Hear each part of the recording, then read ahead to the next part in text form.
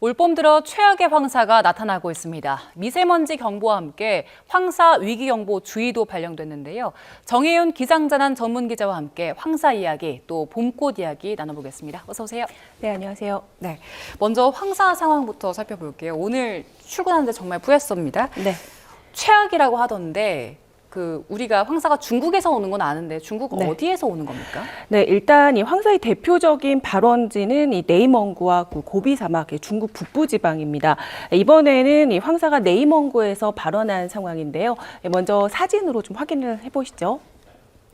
네, 지금 이 사진의 모습이 보이고 있습니다. 중국 이 황사 폭풍이 발생한 네이멍구 지역을 지금 이 화면에서 보여주고 있는데요. 예. 이 강풍을 동반한 대규모 모래 폭풍이 지금 발생을 하면서 지금 보시는 것처럼 도시가 이렇게 붉게 물들었습니다. 지구가 아니라 붉은 별화성이 아니냐 이런 말이 나올 정도입니다. 자, 제가 이제 스캔으로 좀 보여드릴 화면이 있습니다. 네. 건조지대에서 발생한 대규모 모래먼지의 모습인데요.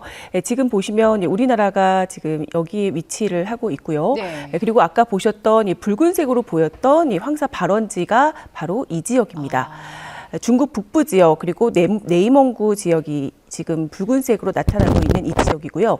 그리고 이 지역에서 중국 북부 지역을 통해서 우리나라 서쪽으로 이 황사 모래먼지가 이동을 하고 있는 상황입니다. 예. 중국 13개 성에는 황사 경보가 내려졌고요. 그리고 베이징을 비롯한 지금 붉은색으로 표시된 이 지역에는 한때 미세먼지 농도가 1000마이크로그램을 기록을 했습니다.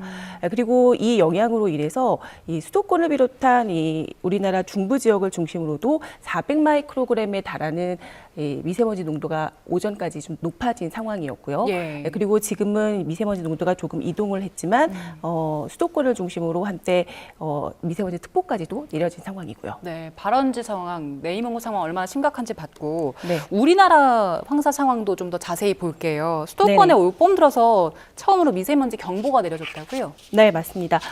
지금 보시려면은 제가 환경부 지금 사이트를 좀 보여드리려고 하는데요. 예. 네.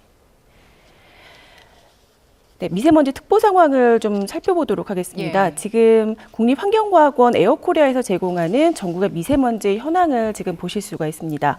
황사가 대부분 입자가 크기 때문에 PM10 정보를 좀 보시면 되는데 현재 붉은색으로 보이는 지역이 대기질 매우 나쁨 수준을 나타내고 있고요. 그리고 노란색으로 보이는 지역이 매우 나쁨 지역입니다. 지금 서울 경기 지역이 오전까지는 말씀드렸지만 400마이크로그램 안팎까지 오르면서 평소 10배 수준의 농도를 보였다가 예. 지금은 보시는 것처럼 100마이크로그램 안팎까지 조금 낮아진 상황이고요.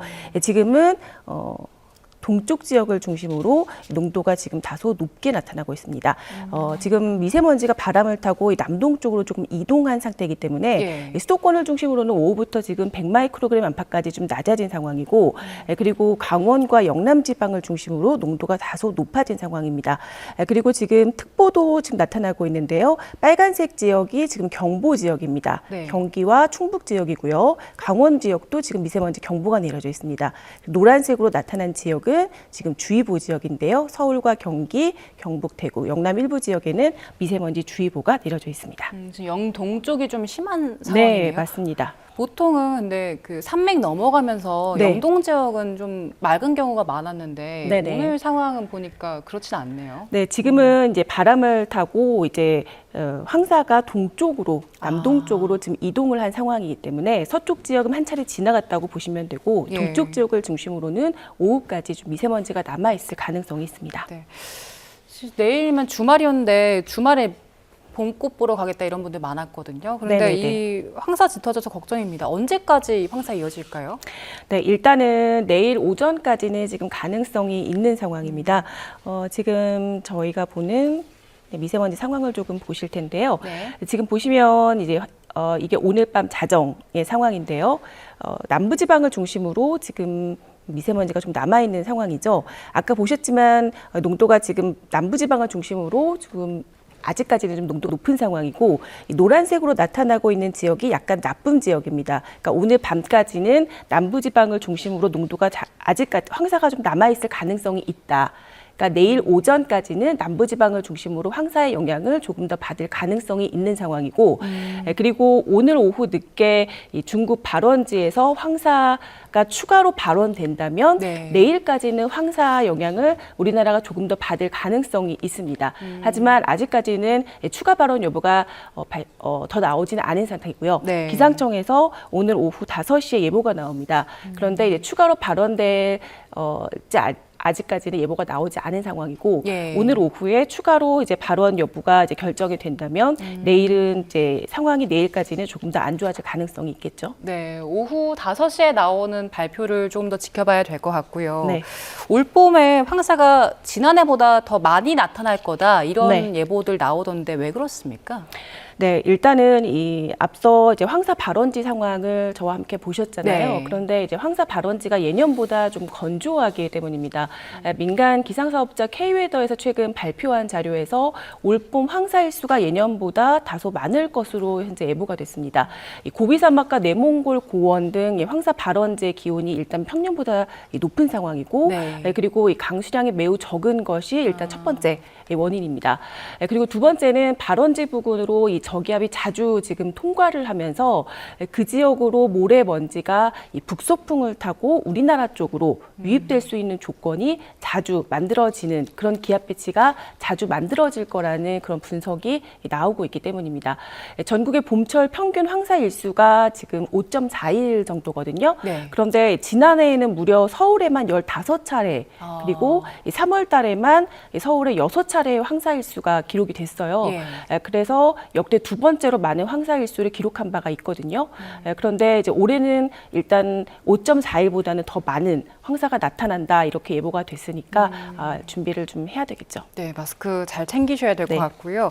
이번에는 벚꽃 얘기를 좀 해볼게요. 네. 벚꽃 축제 시작한 지역들이 꽤 있는데 네. 근데 가보면 벚꽃이 없다고 하더라고요. 네, 맞습니다.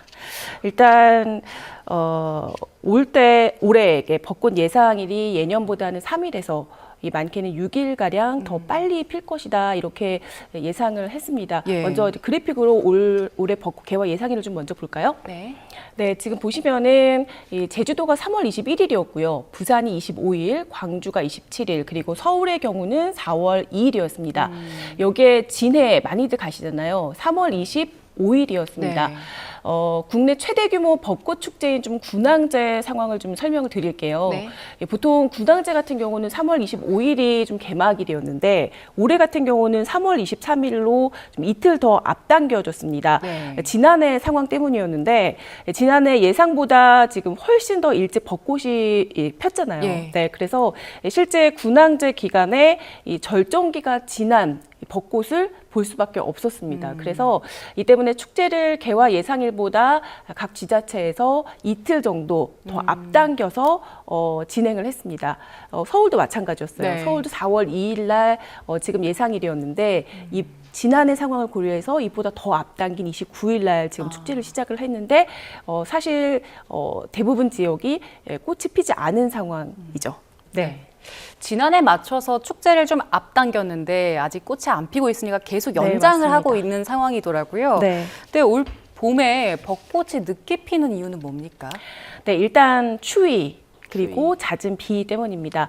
이 벚꽃 개화에 영향을 주는 두 가지 요인이 있는데요. 온도와 일조량입니다. 우선 3월 중순까지는 예년보다 좀 심한 꽃샘 추위가 자주 찾아왔고요. 그리고 비도 자주 내렸죠. 일조량도 좀 부족했습니다. 그러다가 3월 하순에 접어들면서 기온이 좀 다소 크게 좀 오르고 있기는 하지만 개화를 지금 앞당기고 있지는 못한 상황인데 하지만 이번 주말과 좀 휴일을 지나고 나면은 기온이 좀 오르고 맑은 날도 많아질 걸로 보입니다.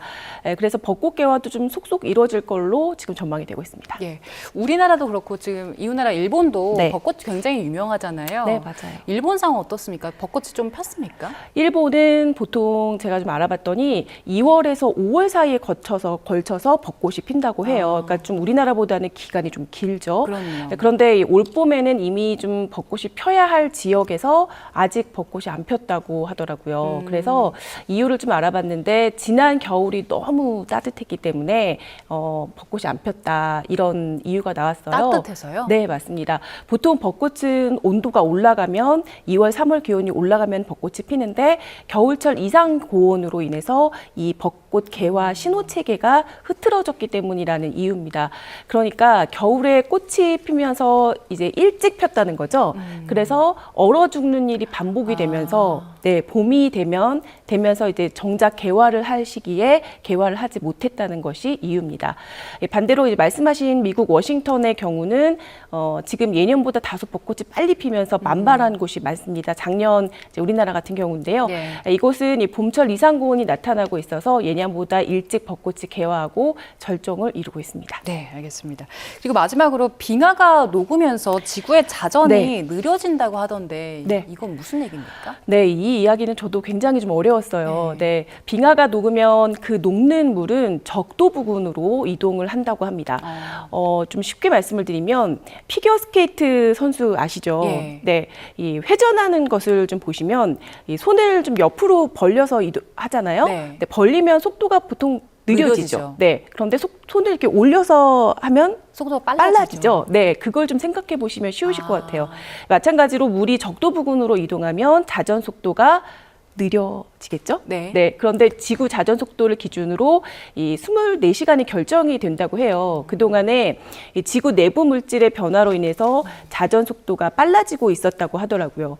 이 때문에 2026년쯤 1초를 좀 빼주는 윤초를 시행하기로 돼 있었는데 빙하가 녹으면서 자전 속도가 느려지는 이 요인이 생겼고 예. 이 시기가 3년 정도 늦춰질 것이라는 전망이 현재 나오고 있는 겁니다. 빙하 녹는 게 지구 자전 속도에도 영향을 미치는군요. 네, 맞습니다. 알겠습니다. 오늘 얘기는 여기까지 나눠보겠습니다. 지금까지 정혜윤 기자와 함께했습니다. 고맙습니다.